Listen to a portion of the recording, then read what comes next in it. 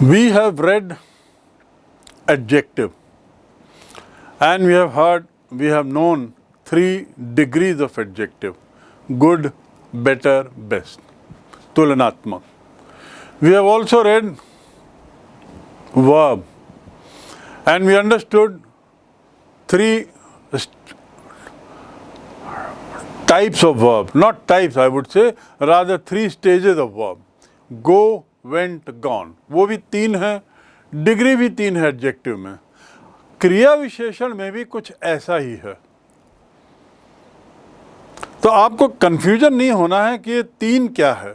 3 adjective भी होते हैं: good, better, best, tall, taller, tallest.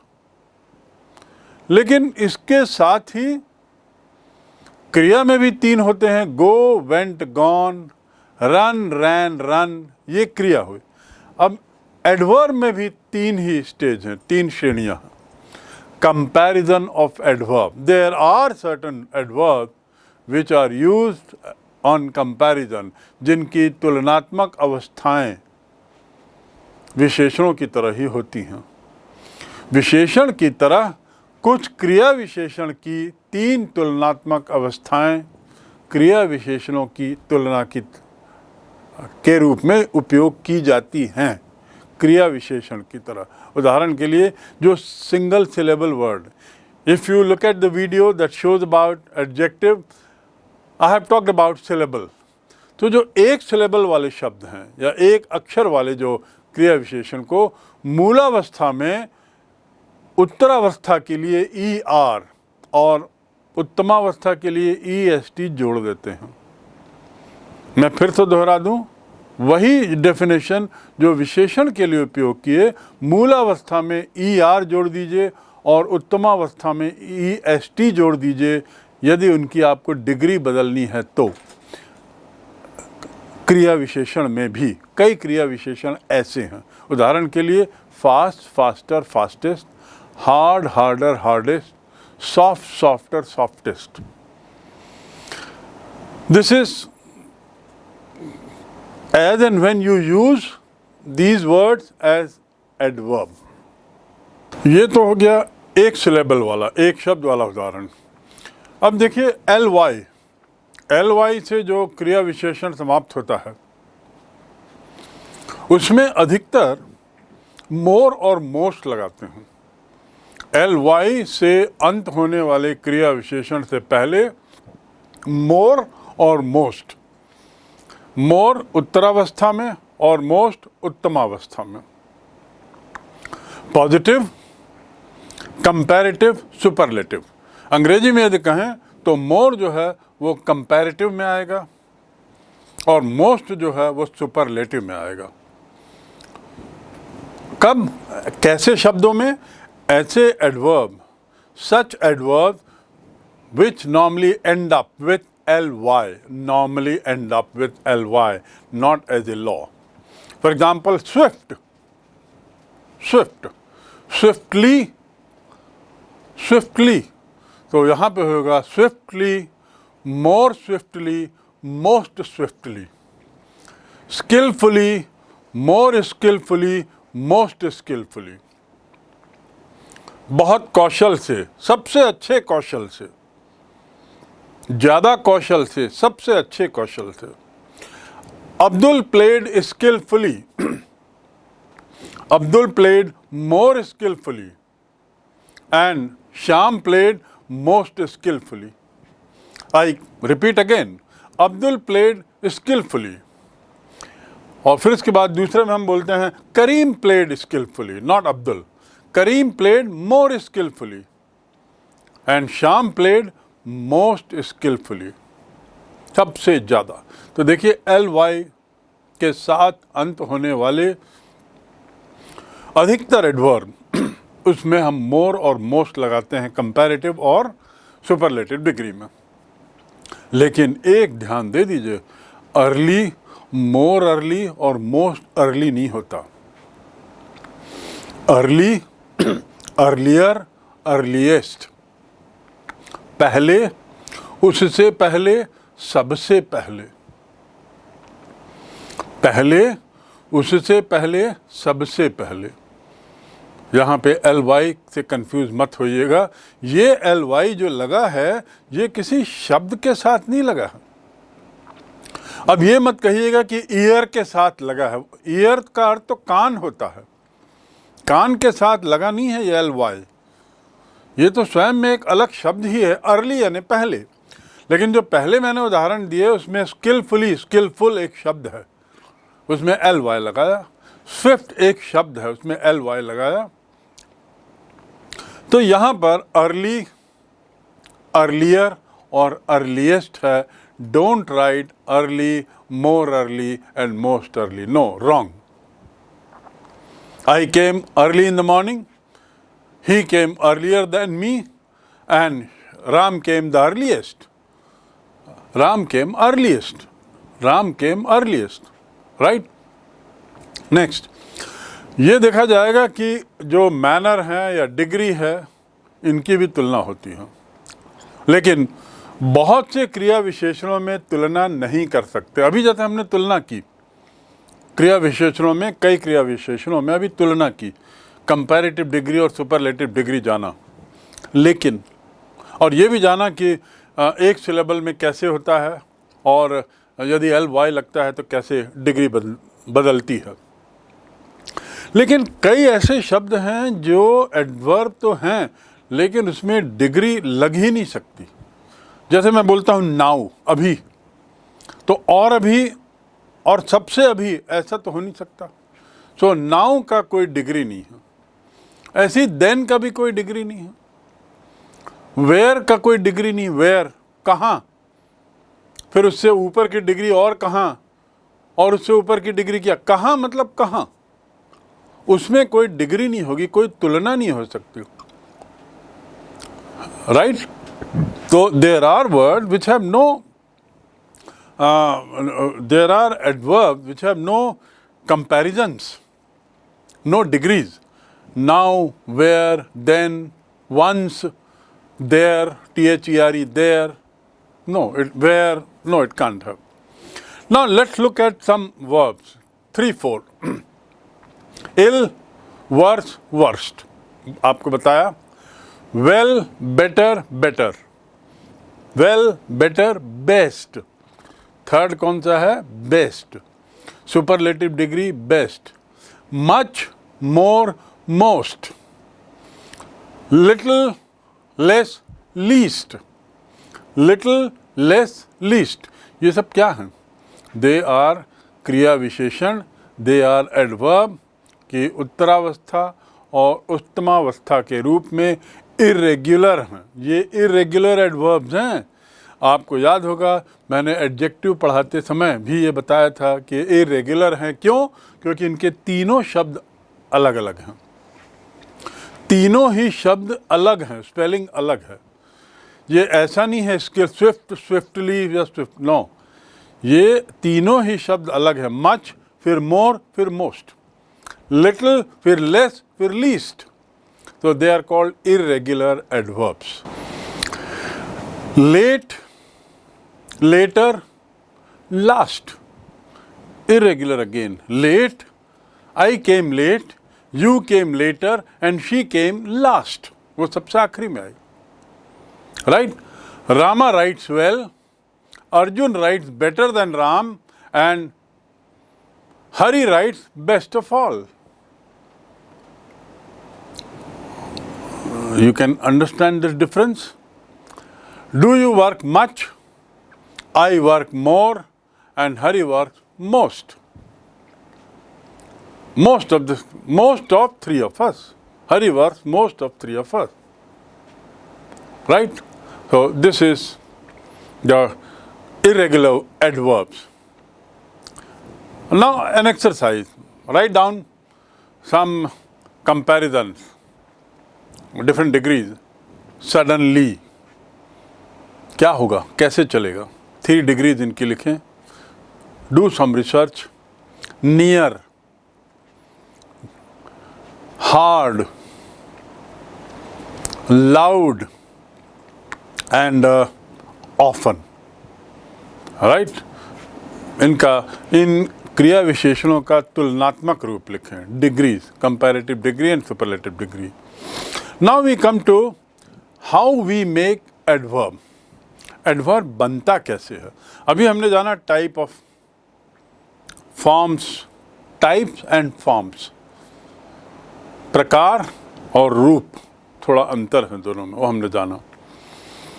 अब हम देखें कि बनाते कैसे हैं, शब्दों से कैसे बनाते हैं। उसके कुछ स्टैंडर्ड नियम तो नहीं है, लेकिन हाँ, they are being followed mostly and they cover most of our doubts. जैसे एडवर्ब ऑफ मैनर है, इस एडवर्ब ऑफ मैनर में एल वाई लगा दीजिए अधिकतर। जैसे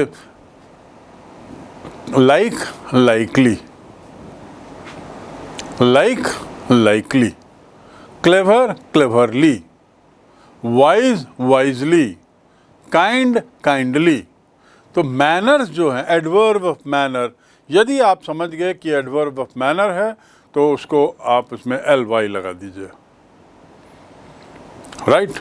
नेक्स्ट इज ये उदाहरण देख लिया, Akbar was a wise king, adjective है, एडजेक्टिव में आपने एल वाई लगाया तो एडवर्ब बन गया। So most of the adjectives, what I am trying to say is that most of the adjectives can be converted into adverb by adding ly to it. Akbar was a wise king.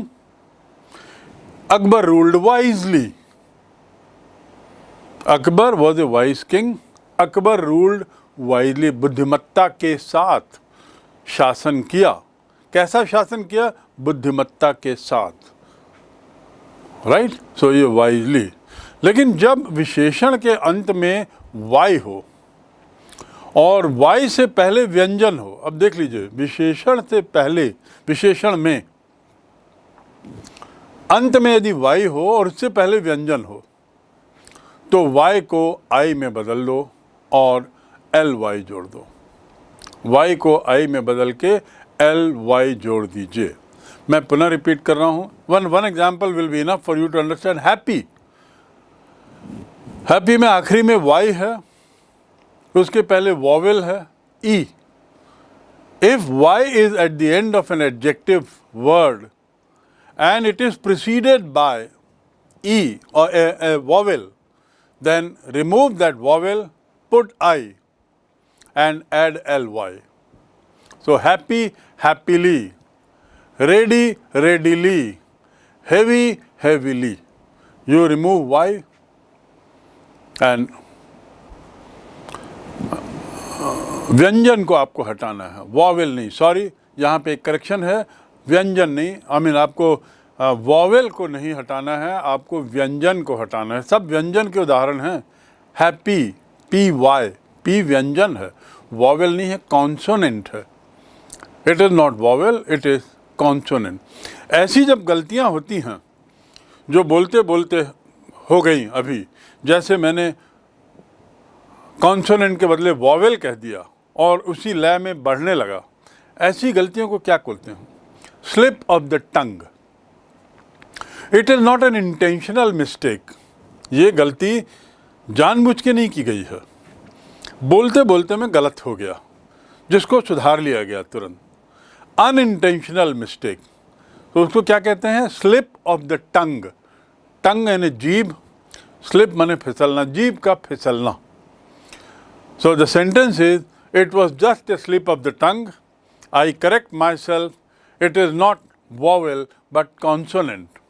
So if there is a letter at the end of an adjective y and y is preceded by a consonant, not by vowel, then remove y, put I and ly. So happily, foolish, foolishly, quick, quickly, clever, cleverly. Am I clear to you? ये manners कहलाते हैं, manners. Adjective of manners becomes adverb of manners. Next is,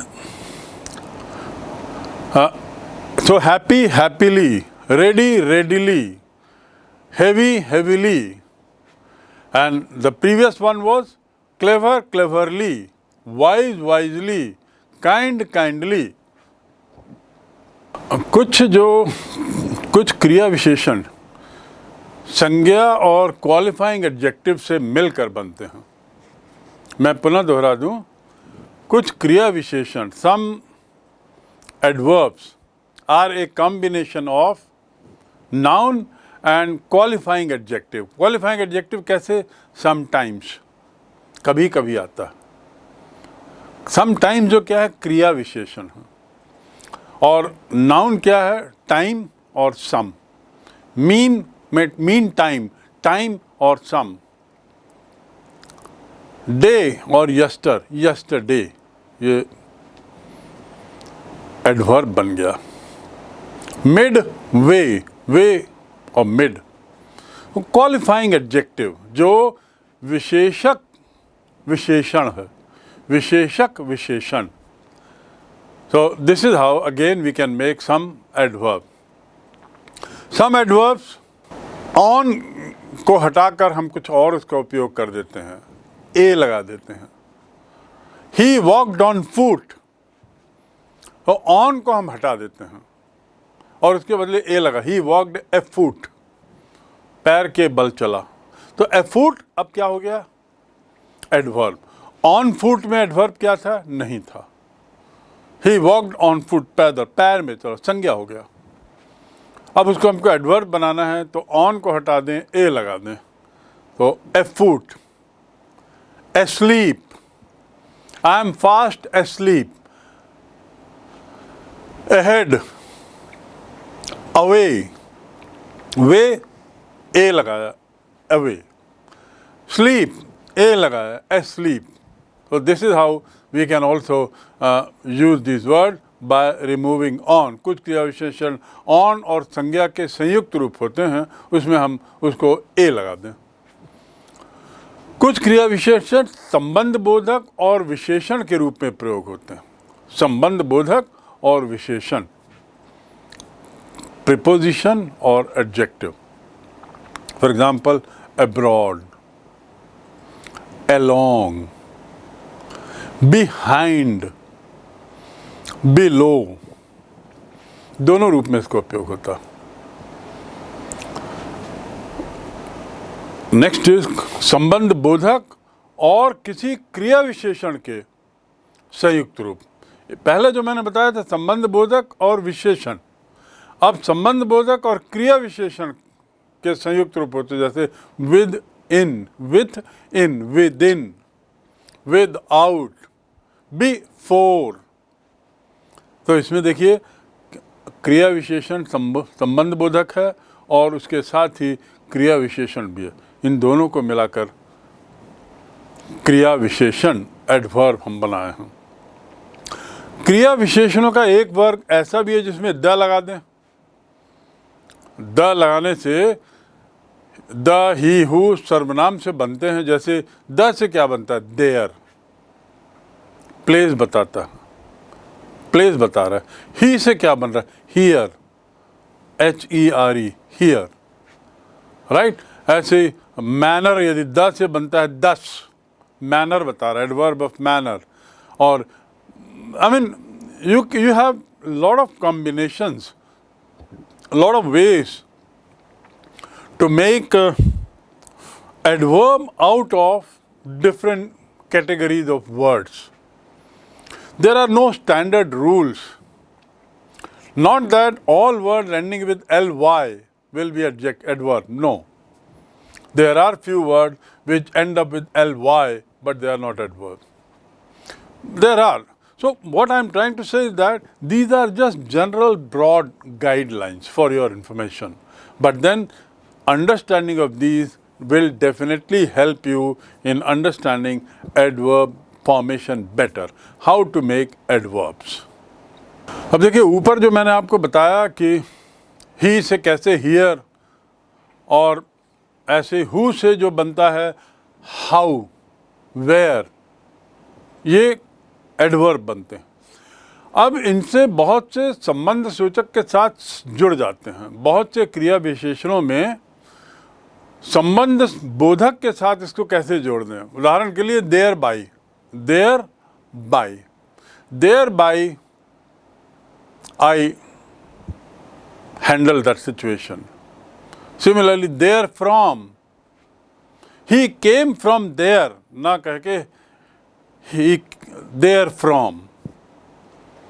there in lies the truth, सच्चाई वहां है। The truth lies in that के बदले में क्या बोलूंगा? Therein lies the truth. Thereon, thereto, therewith, thereof and so on, thereupon, herewith, where from have you कम, तुम कहां से आए हो? Where from have you come, where from, where on, where in, where of and so on and so forth. They are all adverb. henceforth, अब से, henceforth, अब से मैं शैतानी नहीं करूँगा। henceforth I will not do mischief, henceforth I will not do any mischief, right? तो क्रिया विशेषणों में से बहुत से संबंध बोधक के साथ हम उसको जोड़ दिए जो ऊपर मैंने बताया था। तो देखिए सारे नए शब्द तैयार हो गए, दे बिकम एडवर्ब। कभी कभी हम एंड समुच्चय बोधक से जोड़कर दो क्रिया विशेषणों के साथ जोड़ देते हैं। कभी कभी एंड को, ए एंड डी, एंड को जो समुच्चय बोधक से जोड़कर उसे क्रिया विशेषण के साथ उसका उपयोग कर लेते हैं। जैसे अगेन एंड अगेन, बार बार, टाइम एंड अगेन, बारंबार, by and by, by and by, tell me the truth, अरे थोड़ा बता दो यार, by and by, far and near, people came from far and near, तो and लगा दिया हमने far में और near के बीच में, तो एक एडवर्ब बन गया। फिर उसके बाद first and foremost, first and foremost you must behave properly। first and foremost का मतलब क्या होगा? सबसे पहले तुम ठीक से व्यवहार करो, सबसे पहले। First and foremost you should be disciplined, first and foremost you should lead a regular life for good health, अच्छे स्वास्थ्य के लिए सबसे पहले जरूरी है। ऐसे ही now and then, now and again, once and again, over and above, over and above I will give you 10 rupees, इसके ऊपर मैं तुमको 10 रुपये और दूंगा। 500 रुपये में तुमसे बात हुई है, इसके ऊपर मैं तुमको 10 रुपये और दूंगा, आप करना है काम तो करो।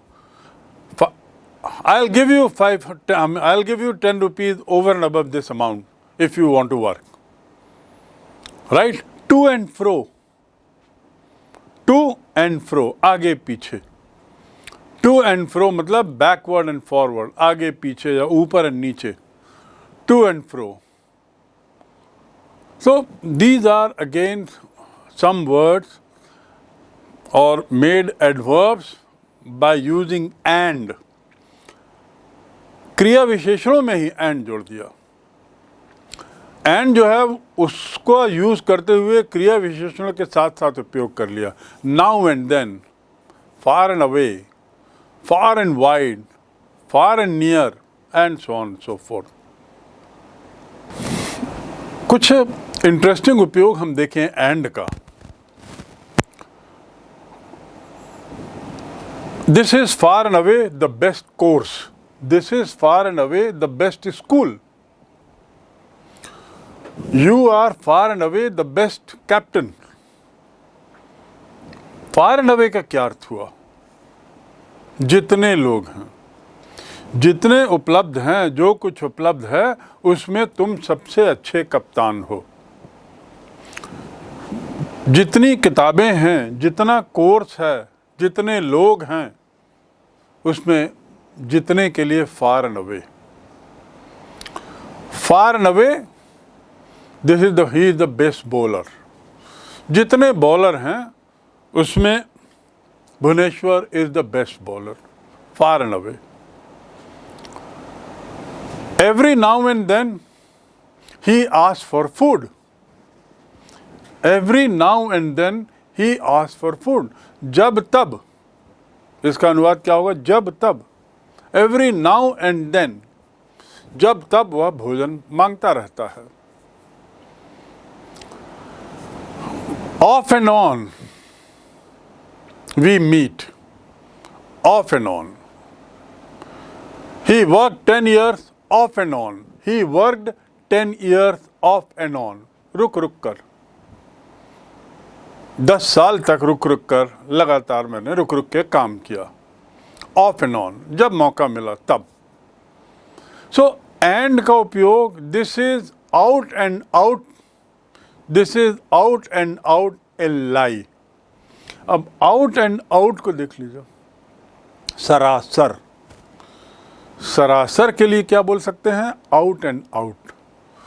This is out and out a lie. He walked to and fro, आगे पीछे चलता रहा। He walked to and fro. So and के साथ देखिए कैसे हमने यूज किया है इसको, एडजेक्टिव के साथ या एडवर्ब के साथ जोड़ के कैसे इसको एक नया अर्थ दिया है, और बिल्कुल नया अर्थ बदल जाता है। फार एंड अवे में फार का एक अर्थ है, अवे का एक अर्थ है, पर फार एंड अवे यदि जोड़ दीजिए तो नया अर्थ निकलता है। नाउ एंड देन में नाउ का एक अर्थ है, देन का एक अर्थ है, लेकिन नाउ एंड देन का दूसरा अर्थ हो जाता है, बिल्कुल नया अर्थ हो जाता है। सो एंड जोड़ के हम बहुत से नए एडवर्ब्स बना सकते हैं। This is what is the message here. Now let us come to the next step of understanding adverb, and that is positioning of adverbs. इनकी स्थिति क्या होती, क्रिया विशेषण कहाँ लगते हैं। एक वाक्य बनता है, वाक्य रचना को अंग्रेजी में क्या कहते हैं? सिंटैक्स, SYNTAX, वाक्य रचना। हिंदी का एक वाक्य लें, राम बहुत अच्छा लड़का है, तो जो शब्दों का क्रम है वो सुनिश्चित है। लड़का राम अच्छा बहुत है ऐसा नहीं बोल सकते, है बहुत राम लड़का अच्छा नहीं बोल सकते। एक क्रम है, हर वाक्य का एक क्रम होता है। उस क्रम को हम बोलते हैं syntax, arrangement of words in a sentence. शब्दों की स्थिति एक वाक्य में, उसे अंग्रेजी में क्या कहते हैं? Syntax, SYNTAX। तो जो शब्दों का अरेंजमेंट है, इसमें एडवर्ब कहाँ पे आता है? एडवर्ब किस जगह पे आता है?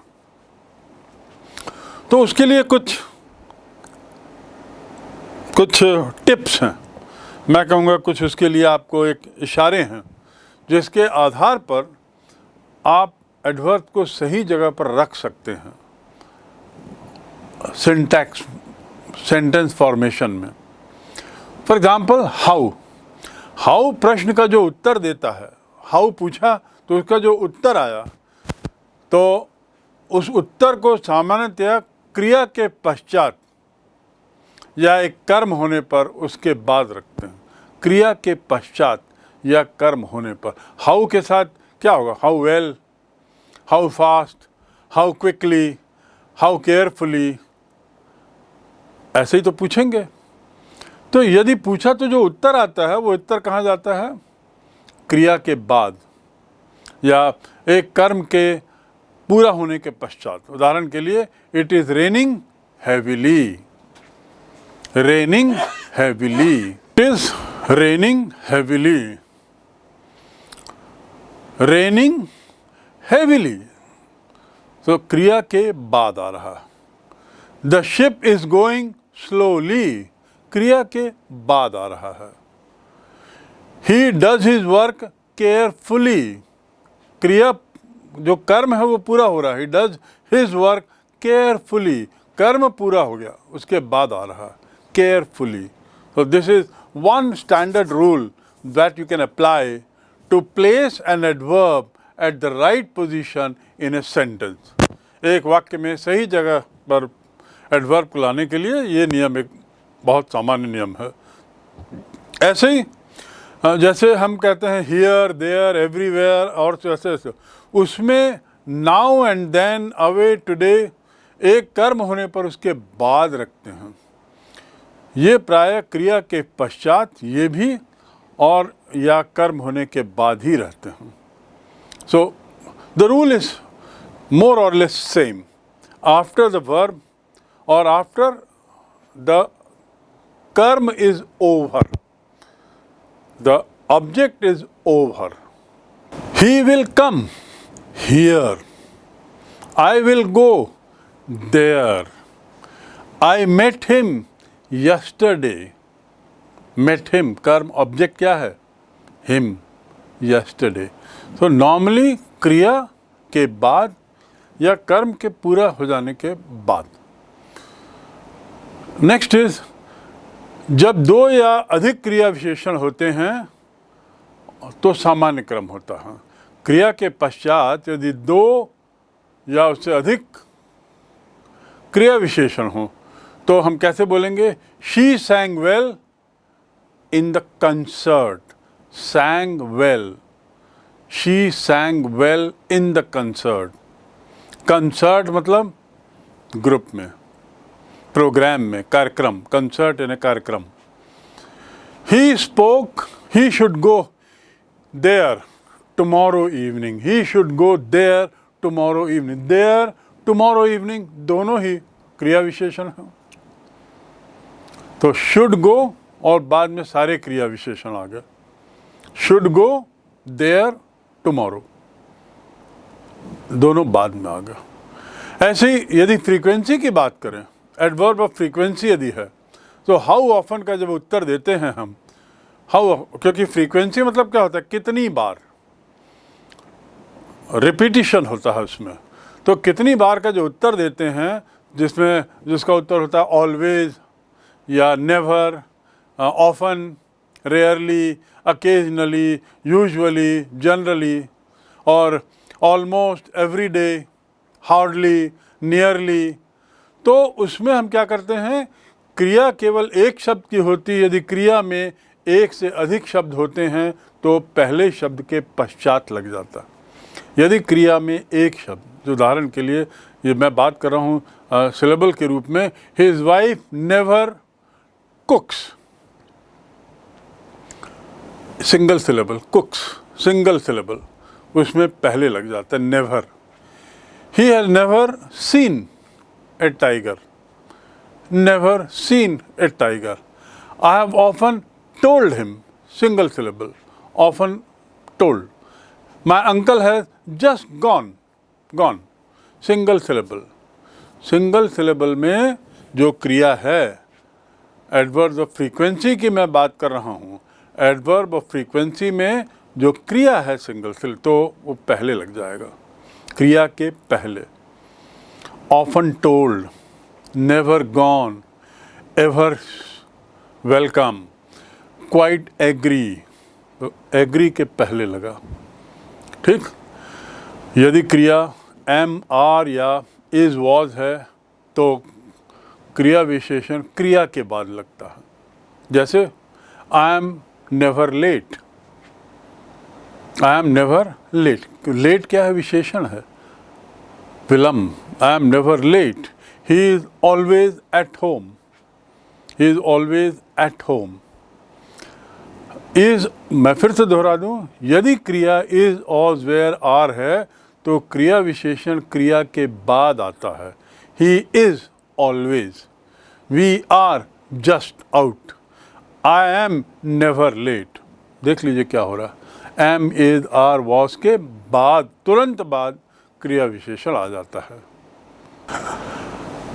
हैव टू और यूज्ड टू, ये एक अलग ढंग के शब्द हैं। हैव टू और यूज्ड टू, ये सहायक क्रियाएं हैं। सहायक क्रियाएं अपने से पहले क्रिया विशेषण का प्रयोग प्रस्तुत करती हैं। मैं पुनः दोहरा दूं, सहायक क्रियाएं जो हैं, सहायक क्रियाएं अपने से पहले, जैसे हैव टू के पहले या यूज टू के पहले आती हैं। I often have to, I often have to go, often क्या है? क्रिया विशेषण। किसके पहले आ रहा है? हैव टू के पहले। I rarely used to eat. Rarely क्या है? एडवर्ब है, यूज्ड टू के पहले।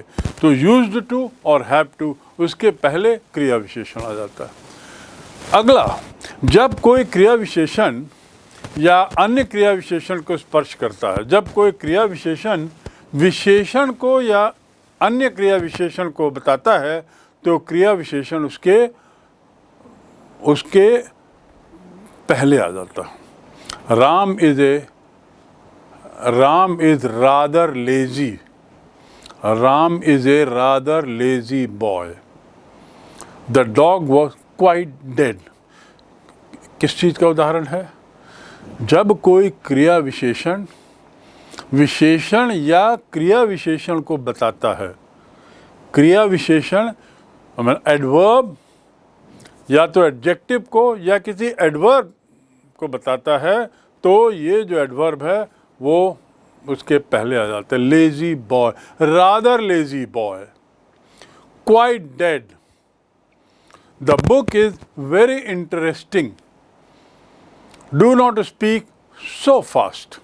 फास्ट तेज एडजेक्टिव है, सो फास्ट बहुत तेज, तो एडजेक्टिव के पहले आ गया।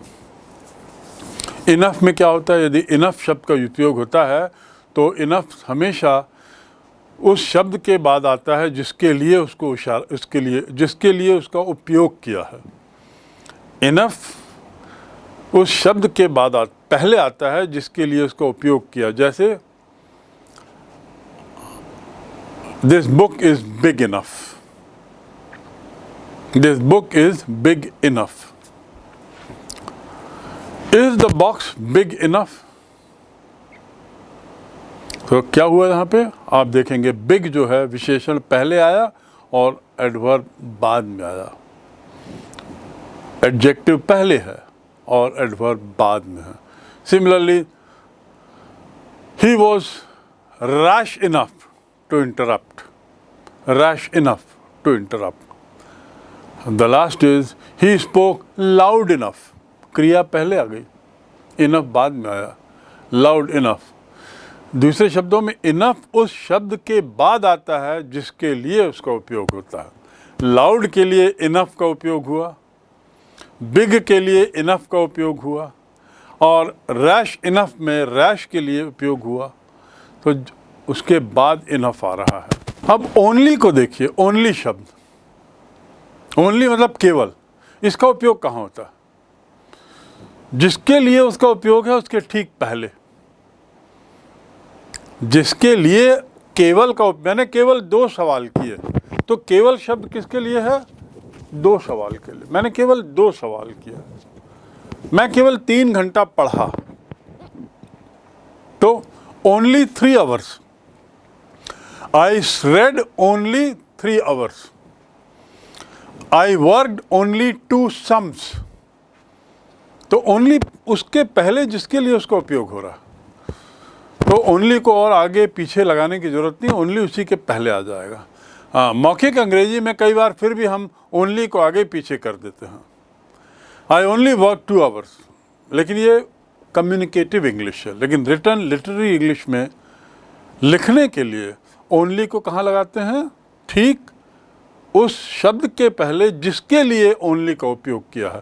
ओनली 2 सम, केवल 2 सवाल। मात्र 5 घंटा। केवल या मात्र का अर्थ ही है only. Now I give you some 5 work task on this, कि क्रिया विशेषणों को उनकी सामान्य स्थिति में लगाइए। क्रिया विशेषणों को जहाँ लगना चाहिए वहाँ लगाओ। कहाँ लगना चाहिए? He invited me to visit him. He invited me to visit him। और क्रिया विशेषण क्या है इसमें? आपको लगाना है often। कहाँ लगेगा? और लगाकर इसका उपयोग करें। Rewrite that। Next is I know the answer। I know the answer। आपको उसमें एडवर्ब जो लगाना है वो है already। लगाइए use it appropriately. at the correct place. The word is already. Third is, I shall meet you. I shall meet you. इसमें दो एडवर्ब हैं. This evening in the park. कहाँ पे लगेंगे ये दोनों adverb? The train has left. Bracket में just. You have to use the word just. You have to use the adverb just and write it at the right place. And the last is, we should come. We should come, and the words are here this morning. Here this morning. Or one morning.